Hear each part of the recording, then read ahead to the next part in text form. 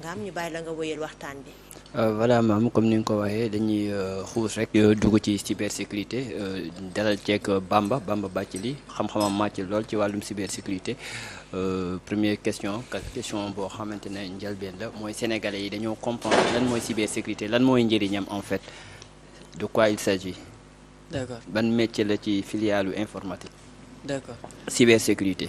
D'accord merci si question bu am solo la. Alors cybersécurité benn domaine boo xam ne fépp lay laal. Que soit nga nekk journaliste que soit nga nekk si métier marketing bi. Ça touche à tout. Maintenant cybersécurité li ko tax a jóg mooy lan mu aar. aar nit ñi maintenant aar boobu c'est sur différents niveaux. Comme par exemple citoyen lambda bi am na benn fànn boo xam ne am na ko cybersécurité bi nu muy def pour protéger wu en ligne comment éviter de se faire pirater nan la mën a def ba mën a jàng soo jotee benn lien comment tu vas réagir bonne pratique yi réflexe yi loolu cybersécurité moo koy jox soo demee ci entreprise également am nañ benn posture bu ñu war a toogee en matière de cybersécurité de telle sorte que aujourd'hui benn entreprise s'il se fait attaquer mu mën kaa xam parce que y a certaines entreprises qui se font attaquer sans pour autant ñu xam fu xarit jaar wala fu nayu jaar parce que ils vont juste dañuy jey sag sentir que leurs données ont fuité mais comment cela a pu arriver maintenant cybersécurité mooy tax aujourd'hui que ce soit au niveau de citoyen lambda bi mu mun a xam ne muy protéger woo que ce soit au niveau de l'entreprise également mu xam yan disposition la mun a teg en place que ce soit en matière de ressources humaines que ce soit en matière de ressources techniques ou bien opérationnelles. Donc ça veut dire que spécialiste en cybersécurité ci xarala yu yees yi ci entreprise yi ci ñëpp ñuy jëfandikoo nouvelle technologie dañuy soxla on est spécialiste envers la cybersécurité. Pour aar ci données numériques yi. Exactement. Donc ci fànn boobu noonu yéen ci aar bi nan ngeen di xàmmee attaques yi ak yan façon attaque ñoo am. D'accord attaques yi am bëri na yaana énormément. Maintenant soo jëlee par exemple au niveau des réseaux sociaux am na attaques yoo xam ne si la ñooy gën a fréquent ñooy gën a bëri comme les flux usurpation d'identité te aujourd'hui kenn mën naa ñëw peut-être t'as pas protégé sa compte en ligne mu ñëw bu gis say photo jël photo bi def benn usurpation d'identité envoyer sa contact ajouter sa contact yëpp certains vont accepter ils leur envoient des messages selon laquelle dama am problème tel ou tel yooyu ay cas la yu am ci réseaux sociaux yi à part ça am na tamit lépp lu ñuy woowee attaque de type hameçonnage wala phishing hameçonnage ban moom moo ci nekk ñu def tuuti jàng hameçonnage mooy dans hameçonnage ban moom moo ci nekk hameçon d'accord maintenant soo déggee hameçon c'est comme par exemple ce qui se passe dans la vie de tous les jours. pêcheurs ñun mool yi d'accord soo leen demee boo sànnee onze bi nii. ba jën bi màtt si. exactement xam nga foog ne kii na fekk ne yow. Exactement. C'est ce même concept-là qui est utilisé au niveau des types d'attaques par les individus malveillants. ñoom li ñuy def c'est la même chose quand tu comprends comment ça se passe. Maintenant li ñuy def mooy ne ils vont juste créer benn lien ils l'envoient à une personne.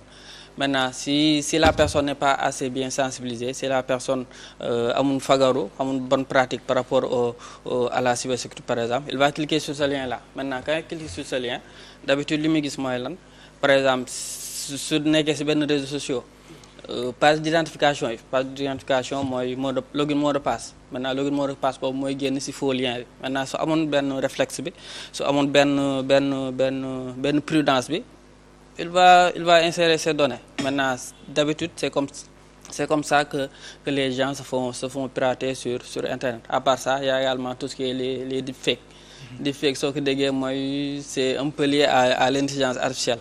Moi, par exemple, tey jii doo soxla nga envoyer sa photo kenn. mais individu malveillant bi moom mooy dem par exemple sur certains réseaux sociaux yoo xam ne da nga koy partager say photos bu jël photo bi avec les nouveaux techniques de l'IA mën na kaa def de telle sorte que toi-même tu vas te dire que est-ce que du man maa publier lii. Tout ça ce sont les choses qui se passent sur les réseaux sociaux. Également il y a tout ce qui est phénomène de sextorsion.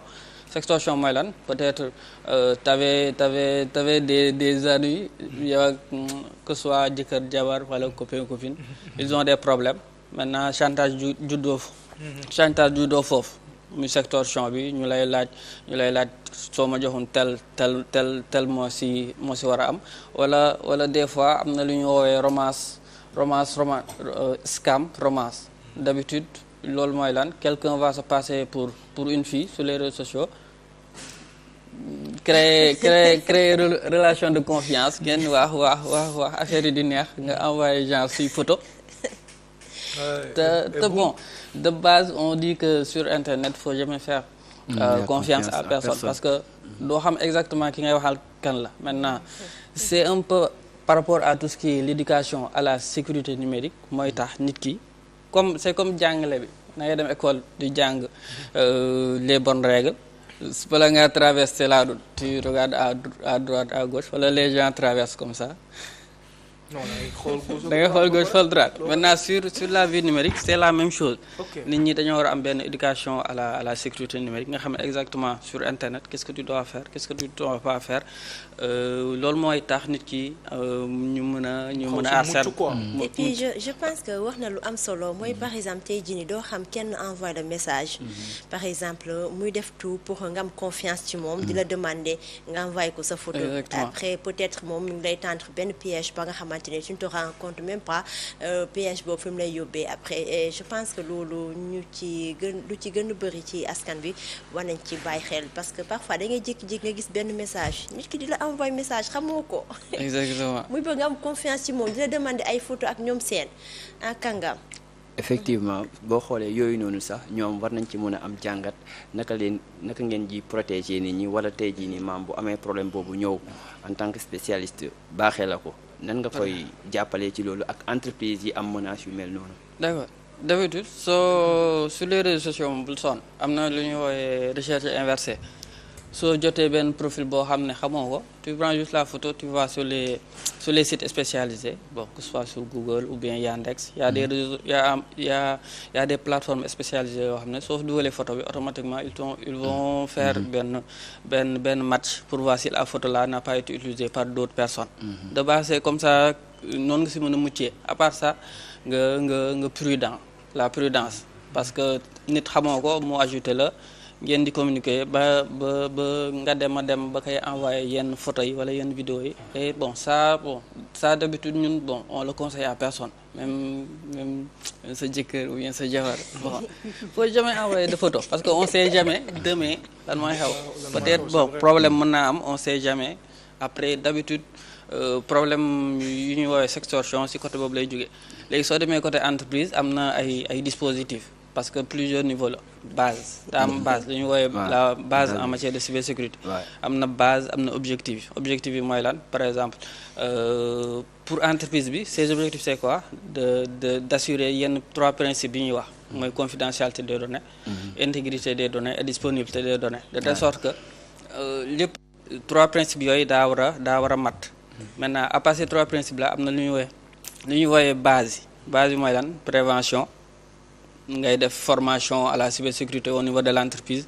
employés yi nga leen di wax par exemple soo leen jotee benn lien comment vous allez réagir quand vous recevez quelque chose par mail automatiquement réflexe bi c'est quoi de prendre ce mail là et de l'envoyer à l'équipe IT soo ko déggee mooy ñëpp ñuy occuper wu si informatique au niveau de l'entreprise d'habitude c'est comme ça que ça se passe à part la formation des utilisateurs il y a également formation ci utilisateurs par rapport ak benn système bu bees bu ñu indi au niveau de l'entreprise benn système ou bien benn outil ou bien logiciel nit ki daa war a am benn mise à niveau par rapport à ce système là à part cette formation là il y a l'aspect détection soo déggee détection bi ce sera plus dans l'aspect technique par exemple yan outils ngay mettre en place au niveau de l'entreprise il y en a différents am na lu ñu woowee par exemple les IPS les IDS yooyu ay système la yoo xam ne day tax entreprise bi mën a protéger wu à part ça il y a les SIEM il y a les lu ñu woowee également NGF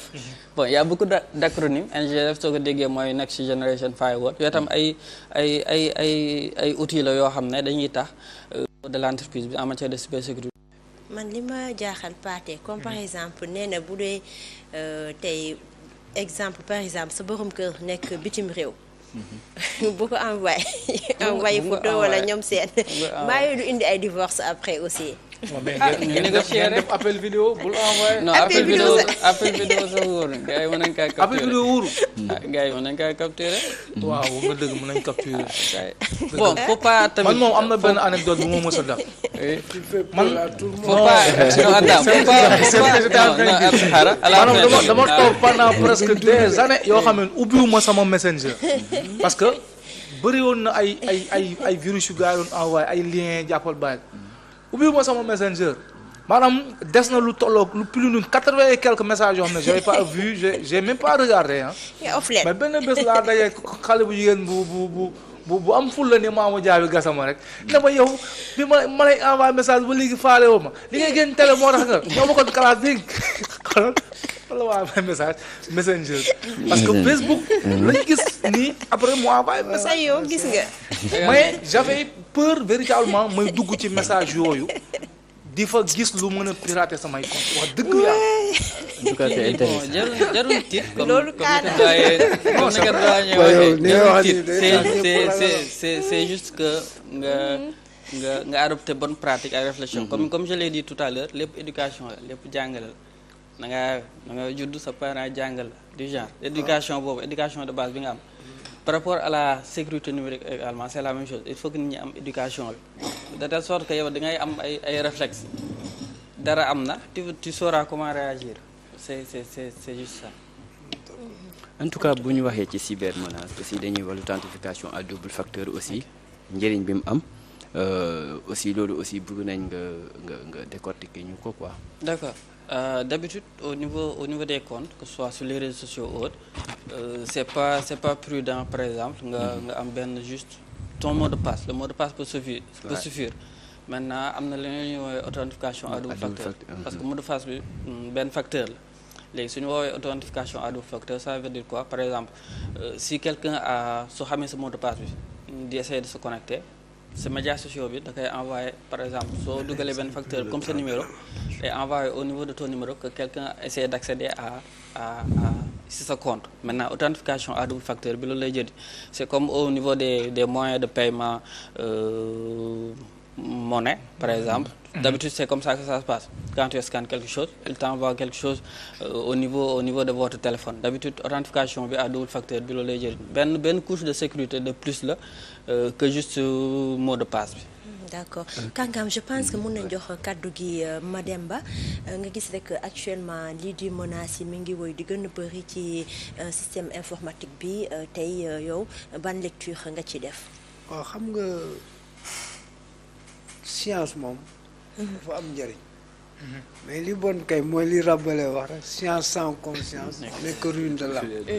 te doomu aadama gis nga loo mënti créer dina wut ay pexe yoo xam ne su ci naree def lu bon. ñaanal yàlla daal gars yi doon ay nit ñoo xam ne ils sont bien intentionnés. mais nag ki nga xam ne dafa mal intentionné très souvent day wut ay stratégie yoo xam ne dina la yàqal mbaamu ko léegi nag li ma ci jàngat ci ay waxam. mooy nous avons tous besoin d'une éducation à la sécurité numérique parce que wax dëgg yàlla lii muy wax nii ku deful attention wala mën nga indi sa bopp ay problème yoo am na ñoo xam ne yu bari seen mbaax rek da ngay taseeg nit rek ngeen di waxtaan vraiment ba mujj gi mu jël photo yooyu def ko à des utilisations yoo xam ne peut-être sax du wala nga gis gars yi aussi dañuy def ay montage def benn position compromettante bu ñu lay teg pour nga rectifier ko wala nga kii de le coup est déjà parti te nit ñi donc finalement nous sommes tous en otage Pathé am nga lecture bi nga ciy def aussi ci évolution menaces yi ci informatique bi tout ça ndaxte mi ngi woy di gën a am bëri doole askan bi lu ci gën a bëri ci ñoom dañuy ànd ak ci tànge jamono ci. mais seetlu woo ne que maanaam jéey yi di am yow le plus souvent ay mag lay dal. parce que mag ñi le plus souvent ñoo nanguwul en fait épouser guñu carrément donc cet aspect là ba léegi nii tu vois ay adultes yoo xamee ne que ils ne savent pas manipuler l'ordinateur rawatina seen smartphone bi ñuy wuyoo téléphone seen Facebook bu xawee changer couleur nekk jugee blanc nekk noir sax ñu ne sama téléphone bi am na problème. entre autres c'est-à-dire parce que seulement l'éducation xaw ma nan la ko waxee. éducation à la sécurité à la sécurité numérique wala boog si wàllu numérique de manière générale sax les gens n'ont pas encore carrément donc épousé la chose te loolu noonu moom foofu la danger bi nekk tant il faut l'accepter pour le comprendre mais tant que ñu ngi koy bañ a accepter ba léegi nii problème bi dafay gën a day gën a bëri kàngaam.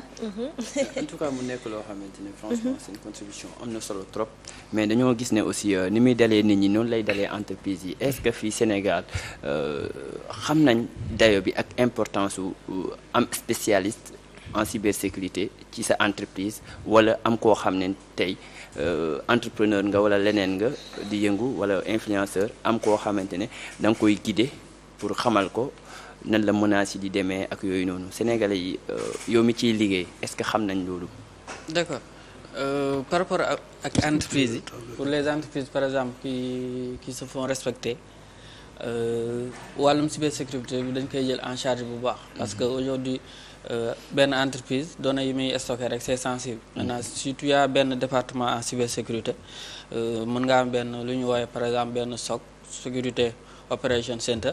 si SOC boobu noonu y aura que des gens qui sont qualifiés en sécurité ou bien en cybersécurité y a différents métiers mën na am ay analystes en sécurité mën na am ay pentesters tamit pentesters ce sont ceux qui font par exemple des tests d'intrusion ñoom tu les as dans ton équipe ils vont faire des tests pour voir si l'entreprise a des vulnérabilités ou pas s'il y a des vulnérabilités ils vont proposer des recommandations de sécurité maintenant pour des entreprises yoo xam ne bëgg nañ am doole ci cybersécurité ou bien la sécurité informatique de base il faut que ñu am benn entité benn département boo xam ne ci loolu lay yëngatu spécialement ci loolu lay yëngatu et pour les entreprises qui se respectent en ce sens-là forcément dañ koy am maintenant par rapport ak par exemple citoyen lambda bi toujours kii bi day ñëwaat éducation à la sécurité numérique parce que bon par exemple au Sénégal mën nañu wax dañoo saa yi ñëpp connecté tout le monde est connecté